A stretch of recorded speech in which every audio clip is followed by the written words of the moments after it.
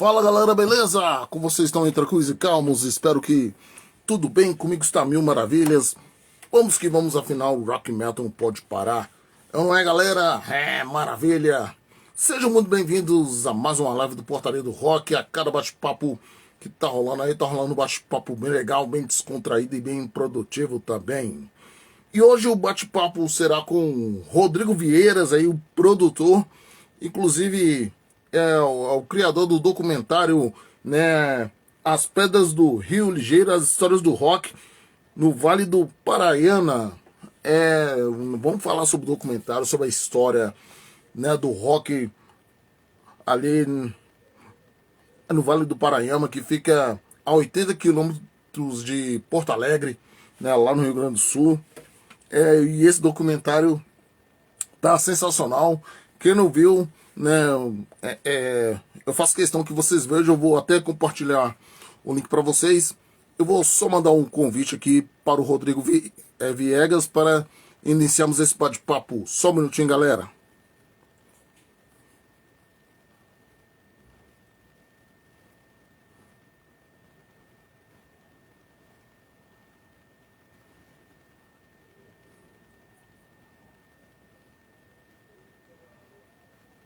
Aí, pronto.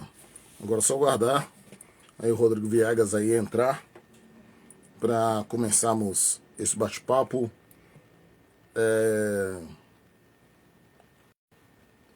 E vai ter muita história aí contada, né? Mais uma página do rock para assim contadas, né? E é claro, né, que várias partes do Brasil, né, tem história para contar no rock and roll, né? Quando no rock, no metal também. E o Rodrigo acabou de chegar. Sem muitas delongas, eu vou chamar ele aqui para iniciarmos esse bate-papo. Vamos lá, bora!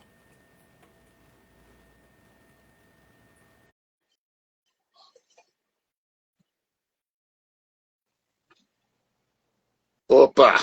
Opa, só um pouquinho aí que eu acho que a câmera tá virada.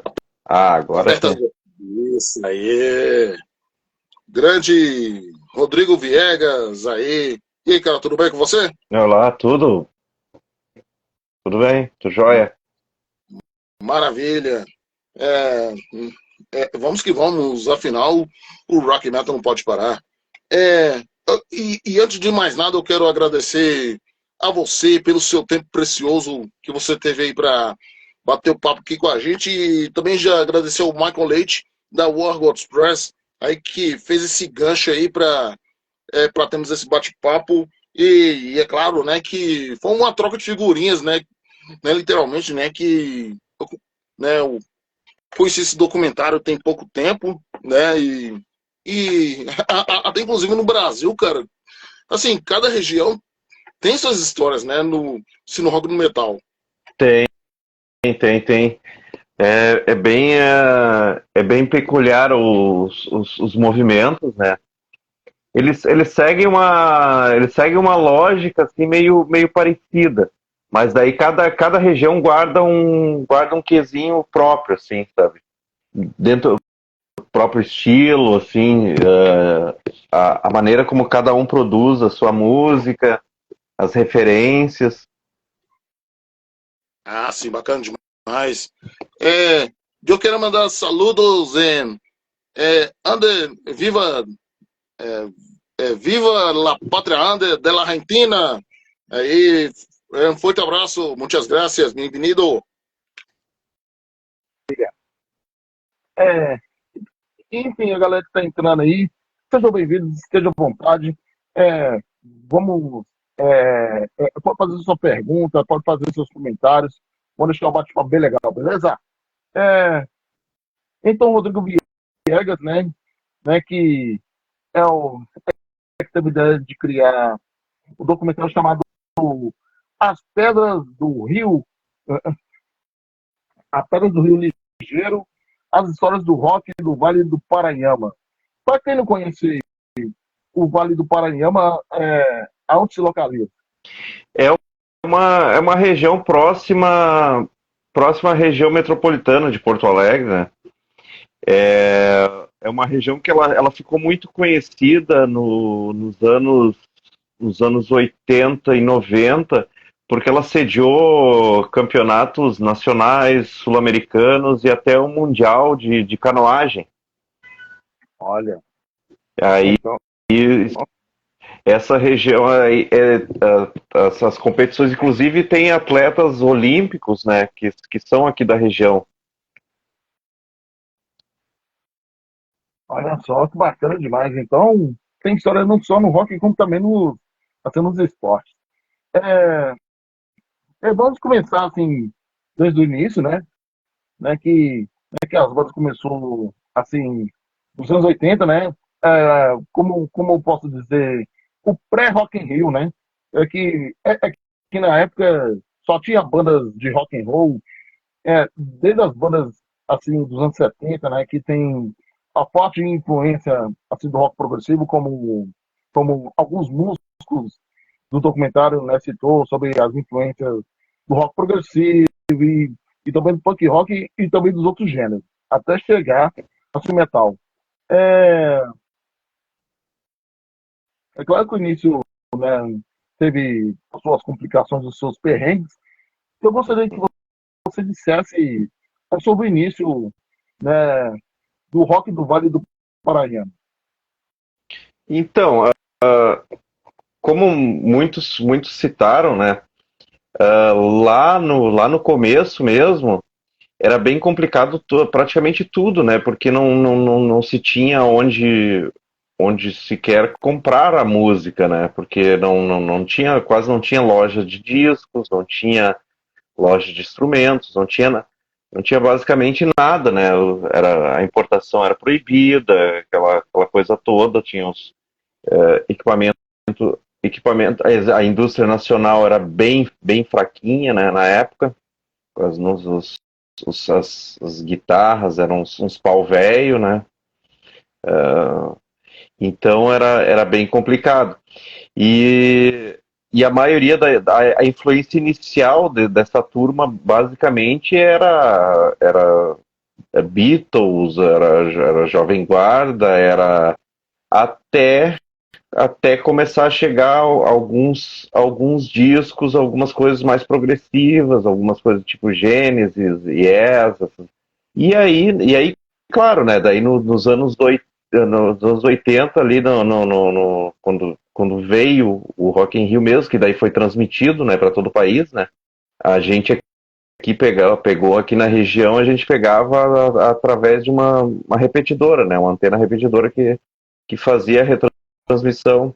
E aí, pá, aquilo lá foi acho que uma loucura meio que generalizada, assim, né? Foi um surto coletivo que quem era guri na época nunca tinha visto algo parecido. E a partir dali eles começaram a ir atrás daquelas bandas, daquele material específico e querer tocar, né? Querer tocar, fazer aquele tipo de som, né? Uhum.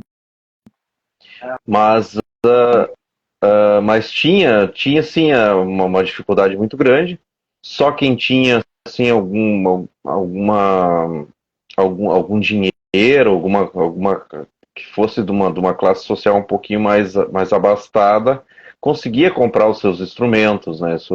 O resto, o resto tentava se adaptar assim do jeito que dava, né? Eu tenho eu até não sei se saiu no documentário, mas assim, em algumas conversas,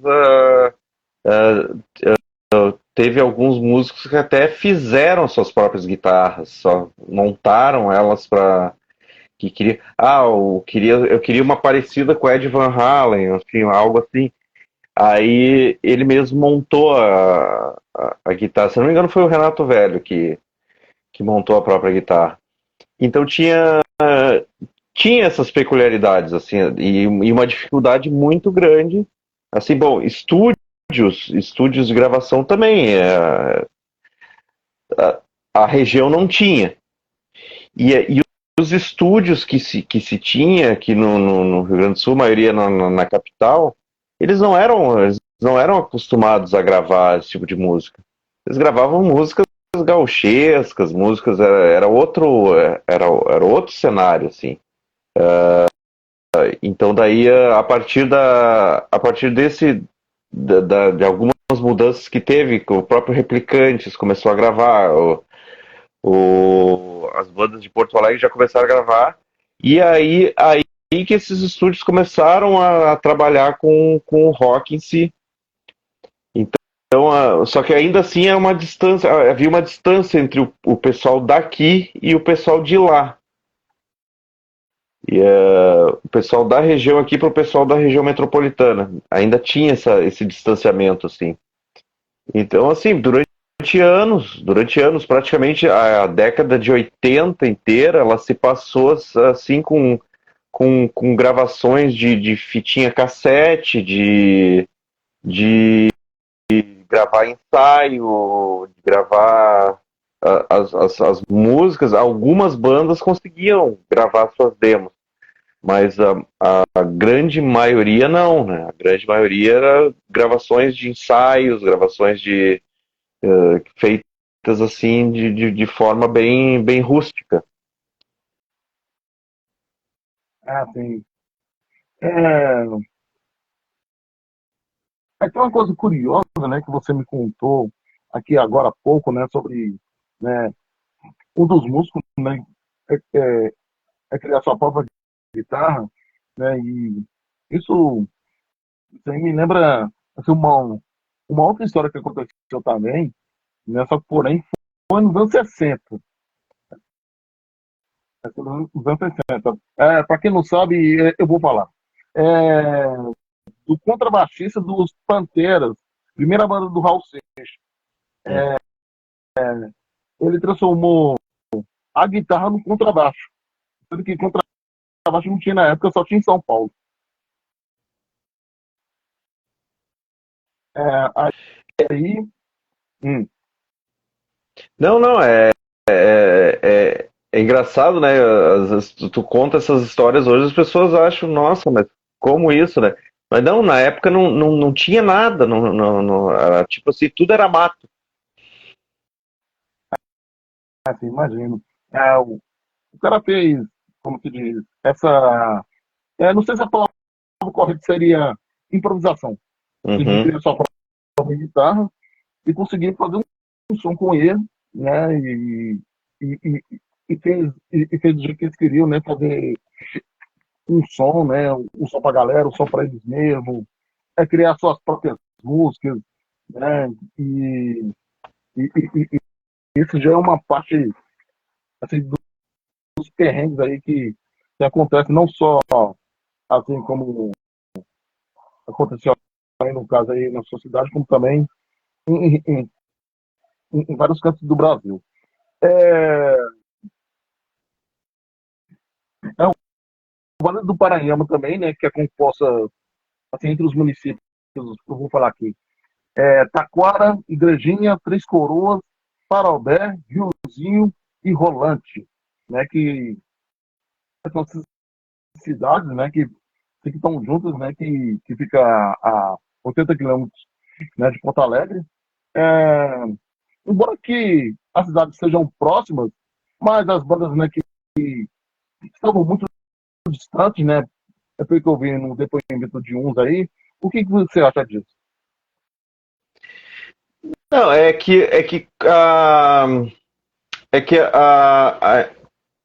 interação entre eles ela era um pouco dificultada assim nesse quesito. Eles até sabiam que tinha bandas de uma cidade para outra, mas eles praticamente não se conversavam, não existia uma, digamos, uma interação entre músicos na época. Era, Uhum. era, era quase um. Sabe, lembra aquele filme Warriors? Selvagens da Noite? Que Não, cada. excelente.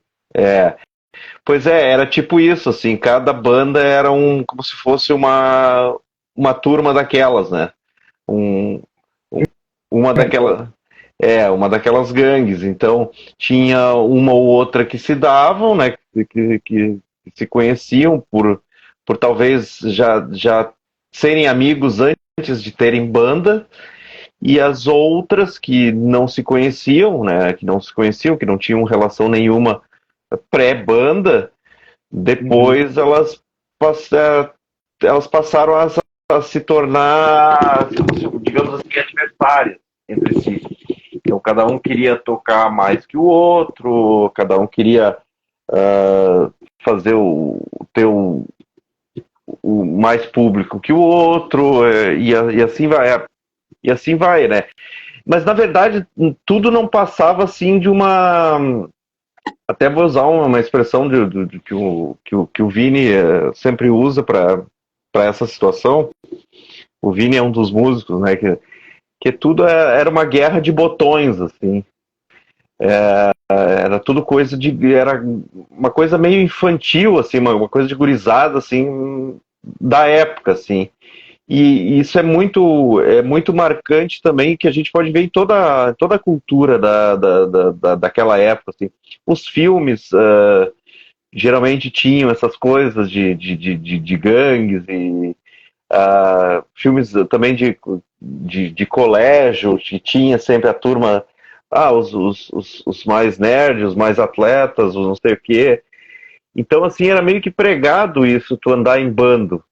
Então, tu tinha a tua turma e daí a tua turma não se envolvia com a outra turma e, e ficava por isso mesmo, né? É o famoso individualismo, É, né, que rolava na época. E isso, como se diz, é normal para, assim, na época, né, de bandas de todo o Brasil, até inclusive aqui em Minas, já rolou muito isso. É, o Minas é quase o inventor disso, né? pois é como se diz, o Max Cavaleira e o Wagner do Sarcófago que o diga. É um dos casos mais emblemáticos. Até aqui, deixa eu ver se tem alguma coisa parecida com isso. Eu acho que não. Eu acho que não. Assim, de um sair de uma banda, montar outra para ser adversária daquela que ele saiu, eu acho que não. Eu acho que esse caso específico não tem. Mas, assim, os músicos se trocavam muito também aqui. Uma hora dessa um tava tocando com um, outra, daqui a pouco eu tocava com outra. Daqui a pouco. Igrejinha tem um caso que tinha uma banda que era mais antiga, no caso que era a Drellos, que depois, quando a Drellos começou a parar, estava surgindo a outra banda, e daí algum músico dela foi para outra e continuou daí mais tempo. Então já que a Silêncio Oculto, o Álvaro ele saiu da Drellos e foi para Silêncio Oculto. A Drellos daí continuou mais um pouco e terminou daí, parou. Assim, eles nunca pararam, assim, nenhuma banda assim decretou um fim assim oficial. Assim, elas simplesmente foram parando, assim, sabe? É tipo cada uma era como se fosse um carro sem freio que tu deixa ele ir parando ao natural, assim. As bandas foram parando assim ao natural. Muitas, inclusive, gravaram depois de parar, assim. Depois de parar, de repente volta e grava mais alguma coisa, assim.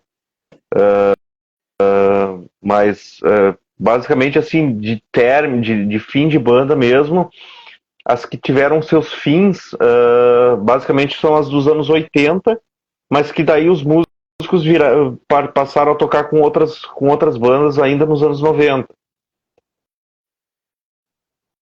Assim, e, e eu lembrei foi do depoimento, né, do vocalista dos, né, se eu não estiver enganado, e me corrija se eu estiver errado, da banda Alerta Geral. Falou que eles chegaram a receber convite para tocar no Perdidos na Noite, né, o programa do Faustão, né, nos anos 80. É, esse, É, e, esse é os Exterminadores. sim, os Exterminadores. É, e parece que o Replicantes também teve esse convite, o Replicantes foi, e, e acabou não rolando, né, dos exterminadores aí de ir, e como que também, né, é que depois disso teve o fim da banda, né, e, e já era uma porta aberta, né, para que a cena do Vale do Paranhana aí, né, fazer história, no rock, não só no Rio Grande do Sul, como também no Brasil todo. Era uma época muito embasada em cima da TV, né? Tipo assim, tu sair na TV era algo assim, era o máximo assim da época, assim, sabe? Então se tu conseguisse sair em algum programa de TV que fosse até numa TV local aqui mesmo, era já era um plus assim, quase que, mas depois disso é só gravar o disco mesmo, né? Aí, mas aí tem esse detalhe também. A maioria das bandas, somente o Alerta Geral gravou um disco em vinil ainda, né, na época. Uhum. As outras bandas só, basicamente, são demos. E daí nos anos 90 sim, só que daí já não tinha mais o vinil, né? Daí era CD.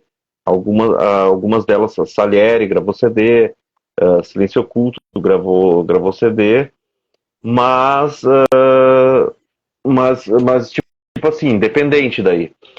Assim, gravar mesmo por uma gravadora mesmo, o único que gravou foi a Alerta Geral, aquele disco deles. Inclusive é um disco bem raro hoje em dia de se conseguir. Pois é, só né, se o cara tiver uma gravação assim em mãos e possa passar, assim como hoje em dia, né, a gente tá na onda das plataformas digitais, é assim que a galera vai conhecendo mais. Né, Até acho que as músicas digital tem as versões, tem essas músicas por aí. O que eu sei é que o Júnior ainda, o Júnior da Alerta Geral, ele ainda tem os rolos, né? Os copiões, aqueles da fita magnética para fazer. Se ele quisesse fazer, que hoje em dia está voltando, né, o vinil de novo, se uhum. ele quisesse reproduzir o vinil de novo, exatamente, na época, ele tem as masters do vinil. Ele tem com ele esse material. É, pois é, né, que infelizmente, né, com uma raridade, né, que que não chegou ao conhecimento assim de muita gente assim pelo Brasil e também principalmente nos países fora, mas que graças ao seu documentário, que a galera, né, foi se aprofundar mais assim, no conhecimento das bandas, né, que tinha na época, que a cena autoral aos trancos e barrancos, né, tava lá, né, fazendo shows, nem que seja num bar, numa churrascaria, né, como uma das bandas começou, uns festivais também. Já já não vamos, né, falar sobre isso. E uma coisa, né, que é que na época que a galera, assim, guarda mais assim, na mente e no coração do que até mesmo, assim, numa fita cassete. Era uma história que ela estava apagada, né? É uma história que não existia em lugar nenhum. Que ela nunca tinha sido contada, assim, sabe, nem até tem o livro do Michael, o livro do Michael Leite, né? Uhum. Até tem um capítulo que tem um trecho, mas é bem sucinto, assim, é só uma passagem. Mas a história mesmo, assim, com seus detalhes, as suas nuances todas, ela nunca tinha sido registrada, assim, de uma maneira, assim, cronológica, de que tu possa olhar e entender, assim, ver os ciclos de cada banda, assim, o que aconteceu. É uma história que não está em lugar nenhum, até porque, como eram bandas que não gravaram, sua maioria não gravou discos, né? Não chegou a estar na roda, assim, sabe? Tipo, pô, digamos assim que o Sepultura, o Sarcófago não tivesse dado em nada depois que eles saíram de BH. Tá, ok, mas a história já estava contada ali, porque eles já tinham gravado ali, já tinham feito a sua história ali. Então, se eles não tivessem estourado pós aquilo ali, pós aquele início, pós anos 80, eles já teriam uma história contada em registros, em discos, em revistas. Essa região aqui não, essa região não tinha essa história registrada em lugar nenhum. Ela basicamente ela vivia na lembrança de quem vivenciou, de quem participou, né? E ela ia morrer com eles, né? Ah, sim, pois é. É, eu vou entrar um pouco agora, assim, na polêmica, assim, sobre o espaço, assim, das bandas. Principalmente, assim, para shows. E como eu vi o depoimento de alguns, né, que eles começaram assim, fazer show em churrascaria, é, aí tiveram que abrir o espaço da churrascaria, assim, pra galera assim, fazer o show pra galera curtir e tal. E, assim, entendo, né, que naquela época, assim, tava apenas começando, né, e como você via, assim, os eventos naquela época, rolava de quanto tempo, e se já rolou alguns festivais? Basicamente assim, os festivais, eles começaram por algumas iniciativas dentro de algumas prefeituras. Assim, porque o que tinha.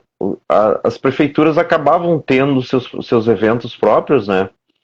E como a dificuldade maior sempre foi trazer músicos de fora, e a partir do momento que tu tinha um surgimento a nível nacional, o gênero rock estava em alta, né? Porque era nos anos 80 e 90, não, né, era a música do momento, né?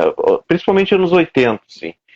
Era de pós Rock in Rio até parte dos anos 90 era rock. Não existia jovem curtindo sertanejo, não existia jovem curtindo outro tipo de. Tu era jovem, tu ouvia rock, né? Invariavelmente, não tinha. E aí tinha essa questão. Bom, se a gente tem música, se a gente tem bandas de rock, a gente tem bandas de rock aqui na cidade, bom, então vamos botar elas para tocar no nosso evento.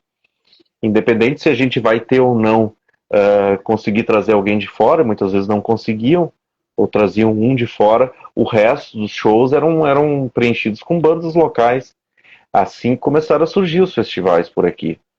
Ainda não se falava em casas para tocar. Por isso a questão da churrascaria, que não existiam casas, assim, bares que tocavam, faziam shows. Basicamente se tocava em festivais organizados por prefeituras. Posteriormente, as próprias bandas acabavam tendo que organizar os seus próprios festivais. E,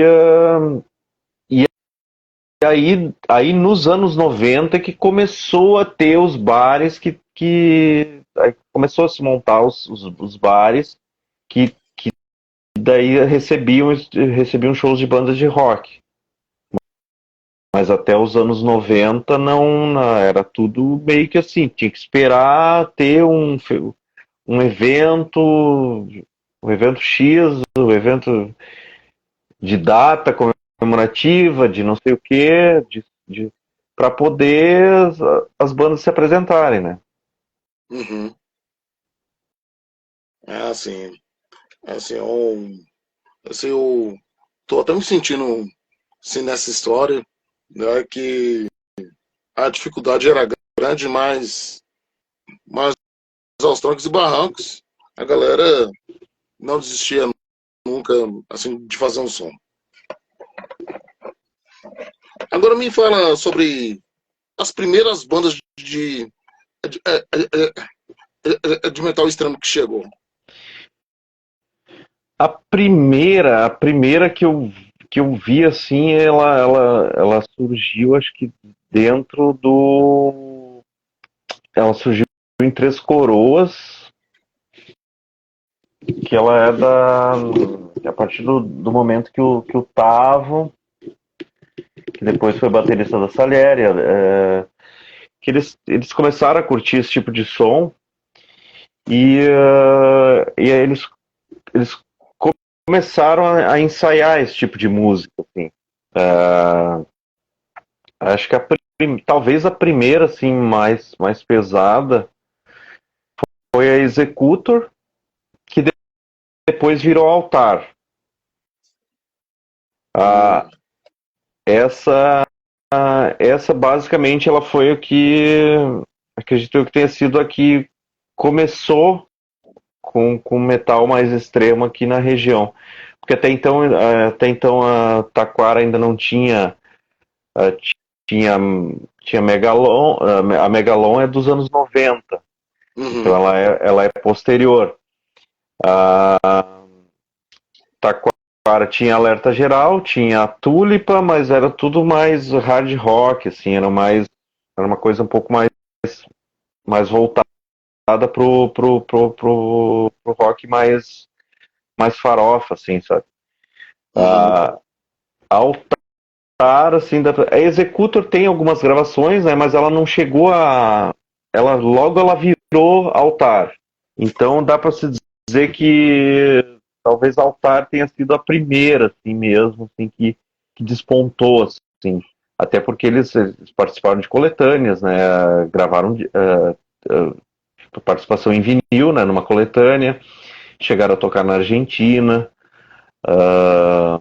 Então eles fizeram, assim, durante um bom período de tempo, eles fizeram bastante shows, assim, por aqui. Sempre, sempre na formação, sempre era um trio, assim, normalmente. Sim, é só doideira, né? É quase o nome, né, de uma certa banda chama Executor. Aí, é, eu tenho certeza que os caras quebraram tudo, né? E, e tem algumas bandas assim dessa época, assim que foi mais duradoura, outras, né, que já terminaram e voltaram. É como estão os músicos atualmente. Que ainda trabalha, os que trabalham com música até hoje é o Renato Velho, né, que era da Tulipa, o próprio Tavo, o baterista, o, o Ali, o guitarrista também, que é da Salieri da Altar, o David, o David, o David, que é vocalista da Silêncio Oculto. Deixa eu ver quem mais. O Greco, né? O Greco, que é tipo assim, internacionalmente o Greco é o que mais pontou, assim, em termos de Sim. música. Que ele chegou a ser músico da banda da Shakira, né? Ele chegou ele foi para os Estados Unidos, já voltou, já gravou com a Shakira, ele fez uma carreira assim internacional. Aí, assim, deixa eu ver quem mais dessa turma. Eu não vou lembrar de cabeça todo mundo. Mas eu sei que Tem muita gente. Tem muita gente. a grande maioria é músicos, assim, tocam, alguns ainda se reúnem para tocar, o próprio Vini ainda se reúne para tocar, mas assim, profissionalmente mesmo, assim, vivendo de música, basicamente são esses aí. São esses, assim, que eu citei. O resto, assim, tem sempre, a música tá sempre em segundo plano. Eles têm outras profissões, assim, advogado, as mais variadas ainda, profissões, né? Aí é só. É como se diz, as músicas continuam na vida deles. Sim. Acho que grande maioria deles ainda faz alguma coisa, assim, mas tipo de hobby, assim. Mas, tipo, é aquela história, né? É tipo, é 10, é, o número sempre é 10% de tudo. Assim, eu tenho, não sei, eu tenho, eu tive tantos views num determinado vídeo. 10% vai ser like. Uhum. Tudo é 10%, assim. E eu acredito que mais 10% daqueles músicos ainda são músicos, viraram músicos, né? Profissionais. O resto seguiu outras profissões e tem a música apenas como hobby, né? É isso aí. E viva a música. Eu te fiz a pergunta, né, sobre as bandas de metal. É sobre as bandas de metal extremo. Agora me fala sobre o começo do movimento punk. Olha, o movimento punk aqui assim, dá para se dizer, ele tem duas fases assim, um pouco distintas, assim, que dá para se considerar que o início dos Exterminadores, eles começaram como uma banda punk, muito inspirada no punk daquela época, né? Uhum. E no próprio Replicantes. Uh, mas depois eles passaram a fazer um tipo de som um pouco mais um pouco diferente, assim, se distanciaram um pouco da batida punk. Nos anos 90, daí que começou com a antissocial que ela basicamente ela refundou daí o movimento punk. Inclusive eles organizaram o primeiro festival punk de Parobé, né? O primeiro e o segundo depois também. Foram eles que organizaram a banda antissocial que organizou e trouxeram bandas de vários lugares e o festival foi assim, foi um evento assim, na época foi em 93. Então já é, assim, foi literalmente o pontapé, né, para que fizesse festivais, né, e tudo e trazer bandas, né, de todo o Brasil, né, para somar com a galera e tal. E chegou a ter, assim, bastante público. Teve pô, a divulgação do o Festival Punk de Parobé, ele é até um capítulo à parte, assim, que ele até, assim, ele passa meio en passant, assim, no documentário, por uma questão de tempo, assim, que- questão de tempo do filme em si. Mas ele é um capítulo à parte, assim, dentro da história. Assim, em termos de público, ele é um dos maiores públicos. Pra, assim, para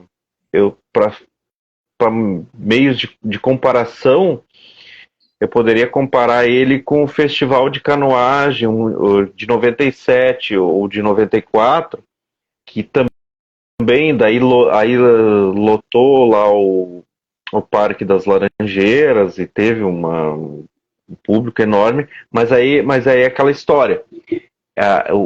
O público o público do festival punk era pessoas que estavam lá pelo festival punk. É muita gente pelo festival punk. Na questão da canoagem, teve muita gente, mas assim, ó, o pessoal que estava lá pelas bandas era um grupo. A maioria das outras pessoas estavam lá por causa da canoagem, por causa do. E acabaram daí curtindo a questão do rock. Mas não foram especificamente por causa do rock, né? Então, assim, em termos de público qualificado, vamos dizer assim, o público qualificado estava no Festival Punk, que daí lá o público estava lá pela música. Sim, então, pelo jeito, na época tinha mais público punk do que do público assim, do heavy metal. Ou eu estou enganado? Bah, aí eu já não sei te dizer com certeza, porque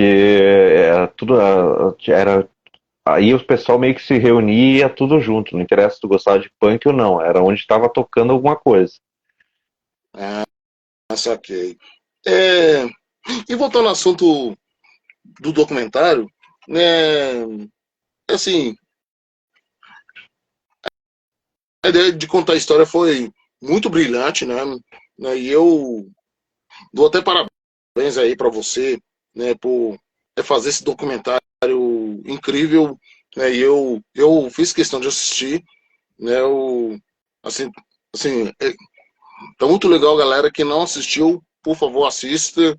E chegando no final da live, eu vou compartilhar, né, o link, né, na minha página do Facebook e eu vou salvar essa live aqui e vou marcar a Thaí Filmes como colaborador, né, para galera assistir a live. E eu vou salvar também no YouTube e vou colocar um link, né, desse documentário assim na descrição da página do Portaria do Rock. Valeu. Estamos aí, vamos correr, mostrar essa história aí pro esse Brasil aí também. É bom, porque assim, ó, é um documentário que ele tava 12 anos já parado, né?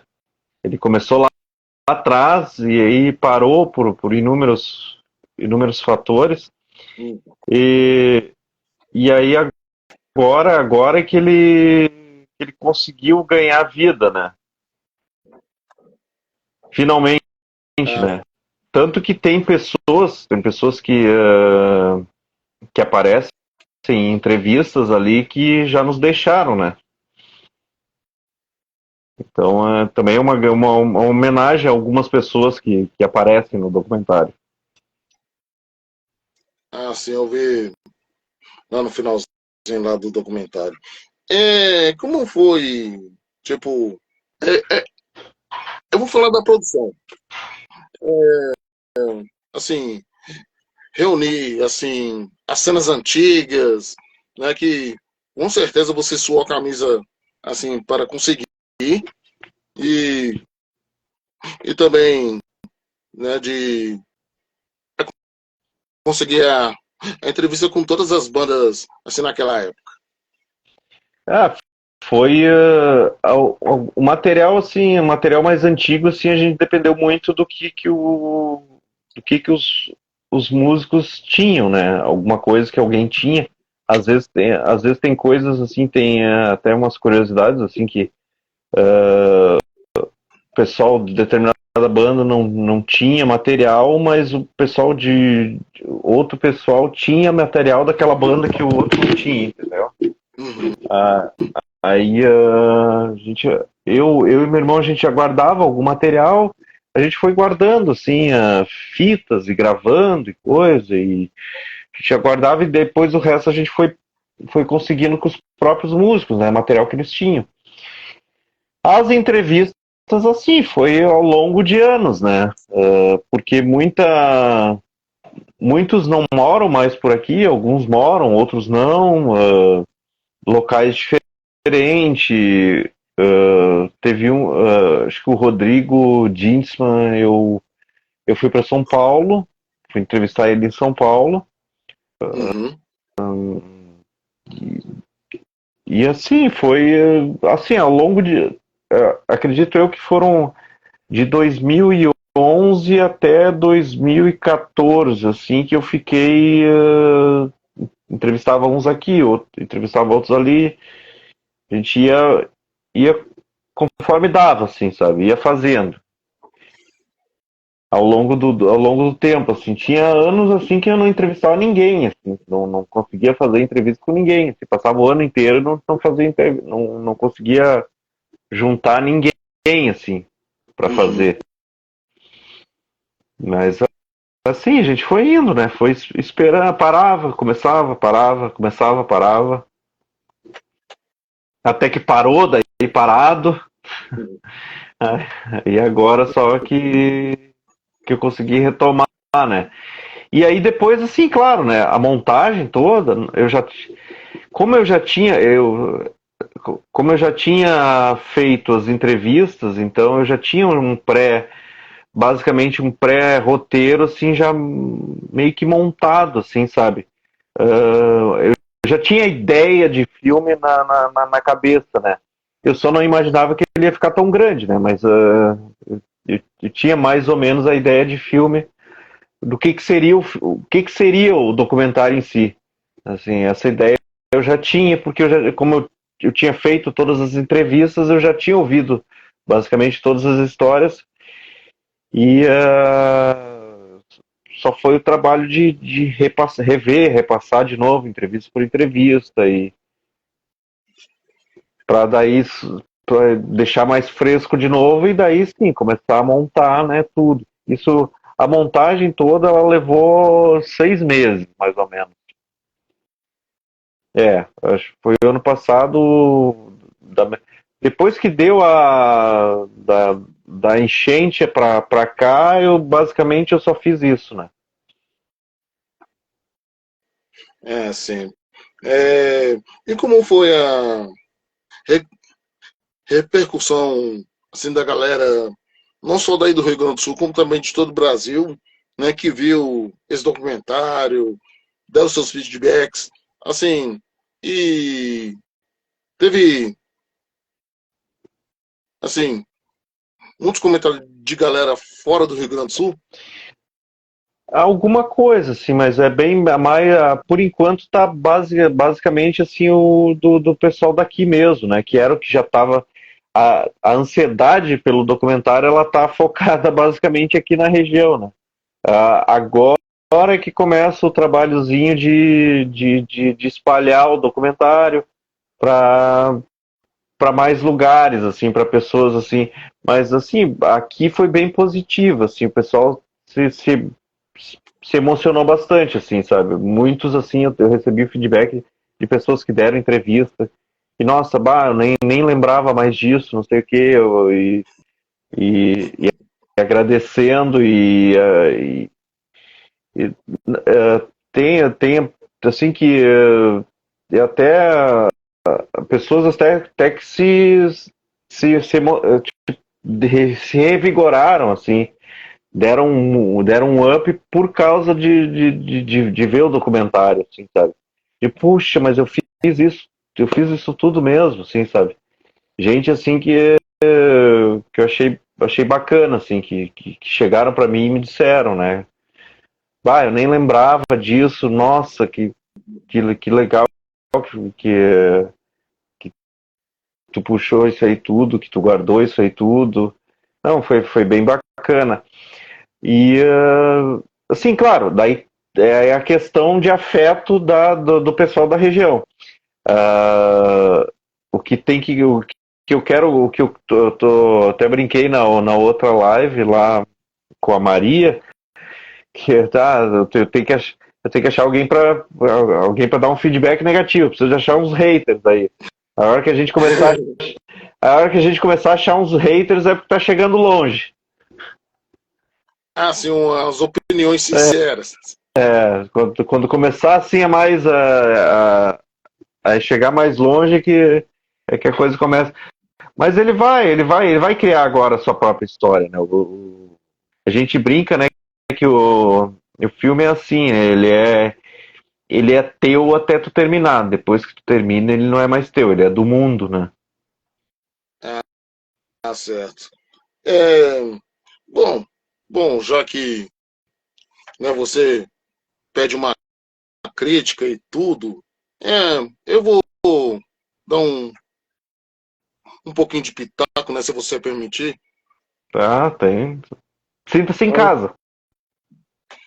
Bom, então, bom, então, assim, o, o meu pitaco, assim, sobre os sons da época, né, que, tipo assim, é, embora que eu entendo, né, que naquela época, né, que a galera teve dificuldade e tudo e tal, agora tem aquele certo som, assim, que não dava para entender as batidas, Uhum. assim, as, as batidas com a intenção da banda, é,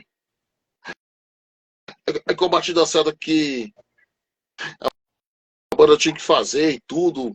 Igual que eu vi um power trio lá, né, que é, eu vi que eles estavam cantando assim, fora de tom também e tal.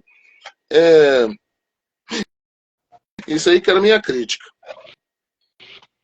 Não, é que tinha muito problema de gravação na época, né? Tinha questão de metrônomo que não se usava muito na época, foram descobrir depois. São coisas que tu vai adquirindo com o tempo, né, com a experiência. E como todas eram muito embrionárias ainda, eles acabava passando. E os produtores da época, o pessoal que produzia, o pessoal dos estúdios, na verdade eram gravadores, né? Eram pessoal de estúdio, eles pouco produziam, porque eles só gravavam lá e não davam muita atenção para quem. Eles só queriam que o pessoal gravasse logo e fosse embora, né? Então eles não davam muito auxílio também para gurizada assim que estava gravando lá. Então saía do jeito que saía, né? A questão inclusive a própria Altar, né? Eles detestam a versão que saiu no disco coletânea da Heavy Thrashing Loud, que é uma coletânea que saiu com várias bandas e saiu uma música deles ali. Eles acharam a gravação horrível, assim, que a música não tem nada a ver com aquilo, né? A ponto de achar isso, que a música não era para ser aquilo. Então tem esses porém, que foi mexido pelo pessoal que não sabia mexer na época, né? Pessoal que não era acostumado a trabalhar com rock, com distorção, com bateria pesada, então assim, ele basicamente assim é o fruto de sua época e seus percalços. Certo. É, assim, são coisas, né? Eu vou dizer, eu entendo, né, que na época assim era difícil, né, de conseguir gravar a sua música e tal. A pessoa gravar de uma forma caseira também naquela época e tudo. Mas aquele negócio, né? É igual eu posso até falar, né, de uma das bandas que eu gosto, né, que é o Sepultura. Uhum. É claro que eu vou criticar também a batida de uma das músicas, né, do álbum Bestial Devastation. Tipo assim, a bateria, né, que o Igor batia na época, assim, assim, não tinha absolutamente nada a ver do que ele consegue levar hoje, né? Que embora, né, que na época eles eram uma banda de death metal, mas eu acho que podia botar mais um peso Uhum. assim, na bateria e aumentar um pouquinho o contrabaixo do Paulo. Agora eu vou dar eu vou dar meu pitaco aí sobre BH. Na minha opinião, o melhor disco produzido em BH foi o The Hangman Tree do The Mist. Mas essa é minha opinião.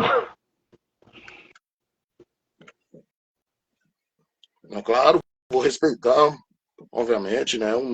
Né, eu também se confesso, né, que é um ótimo disco.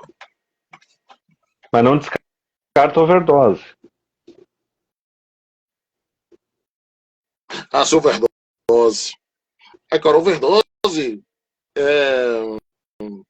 não mudou, assim, de um estilo para outro, né? Que às vezes cantava mais heavy metal. Aí depois o Bozó, assim, mudou o vocal, pra thrash metal, né? Que também ficou sensacional. Mas, mas eu acho, mas eu acho que se a pessoa, assim, não tiver, assim, preparo, eu falo como vocalista, né? Que eu sou músico, sou vocalista. É, eu posso dizer, acho que se a pessoa não tiver preparo, assim, a voz dele vai, ó, sumir.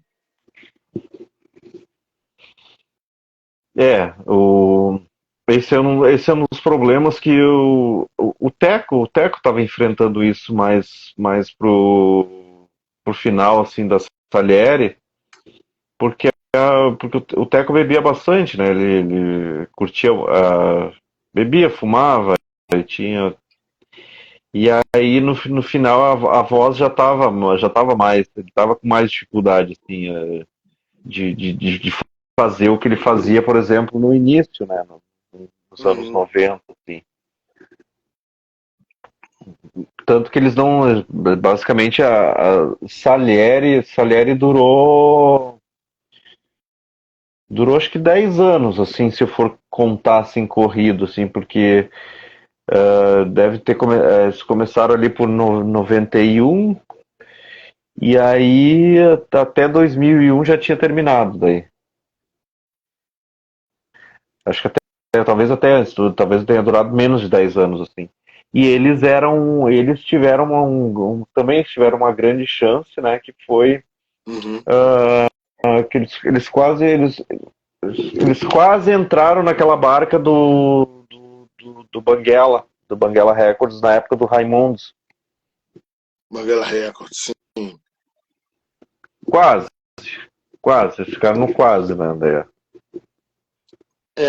Pois é. Você, né, tocou num ponto, assim, que na verdade é um alerta, né? Principalmente para os cantores que são fumantes. É, tipo assim, a sua voz tá uma maravilha, mas assim, mais cedo ou mais tarde, o tanto de cigarro que você fuma por dia, é, e encher a cara de bebida e tudo, já é um ótimo benefício para a sua voz, ó, cair. Como É, aconteceu com o rapaz aí. por exemplo, eu sou suspeito de falar porque como eu não canto, na verdade eu mal falo, né? Hoje, por exemplo, contigo, assim, basicamente mais tempo que eu tive falando, assim, em sequência. Porque meu trabalho basicamente é editar, né? Então eu fico quieto a maior parte do tempo. Então, uh, mas eu acredito, sim, porque eu imagino a força que tem que ter a voz de um vocalista, né? Que trabalha com isso. Porque, bah, se eu der dois gritos com a minha cachorra, eu já tô com dor na garganta, né? Então, imagina tu cantar um show inteiro. É, eu, digamos que eu já apanhei pra caramba, né? Principalmente na época que eu usava gutural, né?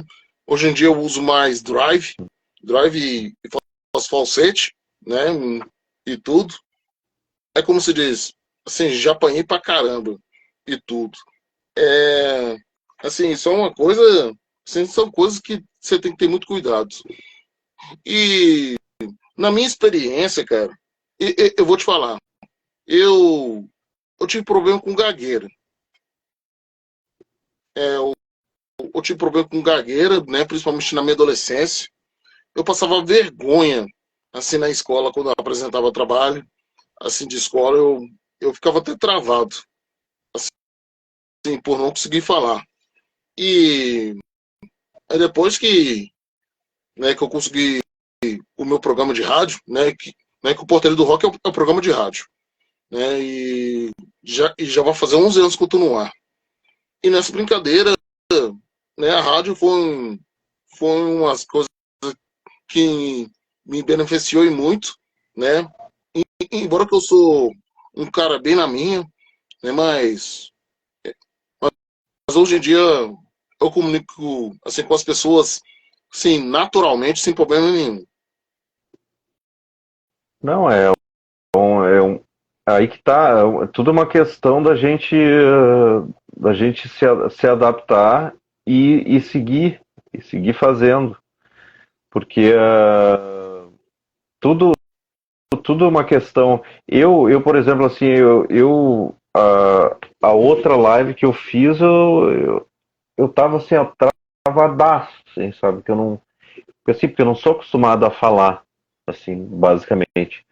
Não sou acostumado a falar em público, então, assim, muito menos, né? Então, né, normalmente eu converso com pessoas aqui e ali pontualmente e eu sou muito na minha também. Então, e eu também tinha, o meu problema de apresentar trabalho que eu travava é porque eu cortava o prego, né? Morria de vergonha. É, Eu não. imagino, ah, imagino. É, mas que, apesar disso, né, agora, é como se diz, o Brasil todo, né, tá conhecendo o seu trabalho, né, tá conhecendo o seu documentário, e a galera tá assistindo, outras vão assistir, né, depois que eu compartilhar. É, tipo, a pessoa não precisa falar muito, só tendo talento, assim, já é o bastante. é o que eu digo, eu prefiro que o trabalho fale por mim, assim, sabe? Já me alivia, assim. É claro que a gente faz essa divulgação toda, né? Essa conversa. Eu sei que o público também gosta de ouvir a nossa versão das coisas, né? Então, eu, assim, no que eu puder aceitar, assim, de lives e coisas, assim, eu aceito de boas, assim, porque eu sei que faz parte. Até, até é bom para desenferrujar meu parlatório também. Mas é isso aí. É, então, Rodrigo, nós vamos chegando aqui nos finalmente. É, você tem outros planos, assim, do seu trabalho, do seu projeto, né, assim, como produtor, como, né, é, outra coisa, né, que você envolve com música. Assim, quais são os planos do Rodrigo Viegas, assim, nesse ano de 2025? Bom, assim, dentro do audiovisual tem planos, mas eles são bem embrionários ainda. O meu foco agora está totalmente voltado para a nossa editora, né? Que a gente tem uma editora de livros e quadrinhos, né? Então, o meu 2025 agora é voltado totalmente para a editora agora. Que agora que o filme ganhou mundo, ganhou vida, ganhou mundo. Então Hum. eu posso soltar a mãozinha dele agora um pouco e voltar a me agarrar na editora que é o nosso ganha-pão principal, né? Aí, bacana demais. É, tá aí, os planos aí do Rodrigo Viegas aí, que é um profissional aí do audiovisual, né, que além dos documentários, né, tem também o seu trabalho também na editora. É, Rodrigo Viegas, eu quero muito agradecer você e eu quero até agradecer por você permitir eu dar pitaco, Né? né? Eu que agradeço. Não, e outra coisa, né? Isso eu já aprendi também. Assim, quando é dois tipos, quando é dois tipos que estão com camiseta de banda e que curte som, é óbvio que um vai dar pitaco em música do outro. Assim, sempre faz parte, isso aí é protocolo. É, é sim verdade. É, e mais uma vez eu quero agradecer você pelo seu tempo precioso, por contar, né, um pedacinho assim da história do rock, né, daí do Vale do Paranhama, aí no Rio Grande do Sul. E, e também já agradecer ao Michael Leite, da Warhol Express, né, que fez essa ponte. Eu gostaria que você desse as suas considerações finais. Então, eu gostaria assim que tu compartilhar o link, as pessoas vão lá, deem a sua olhada, dê a sua opinião lá, sincera sobre o projeto. Espero que gostem da Por favor, história. por favor. E queria te agradecer pela oportunidade, né? Sucesso para ti. E, e, e o Michael, né, por ter feito essa ponte, né? Toda para a gente poder conversar aqui. Espero de repente voltar mais um tempo aí para falar de outras coisas, talvez, né? As portas estão abertas. E aí outros projetos e tal. E enfim, vamos botar esse documentário agora pro Brasil assistir. Opa, claro, com certeza. E as portas do Portaria do Rock estão abertas, né? Assim que surgir mais novidades, mais projetos aí, pode, pode falar e vamos reagendar novamente aí um bate-papo bem bacana. Com certeza. Pois é, esse aí é, eu é, então, galera, eu vou ficando por aqui. Eu quero agradecer a galera que assistiu, nem que seja rapidinho, passou rapidinho aí, deu até sua saudação aí. E aí, valeu demais. Valeu, Rodrigo. É, e eu vou ficando por aqui. Eu deixo aquele abraço a todos vocês e até a próxima live. Valeu, galera. Boa noite.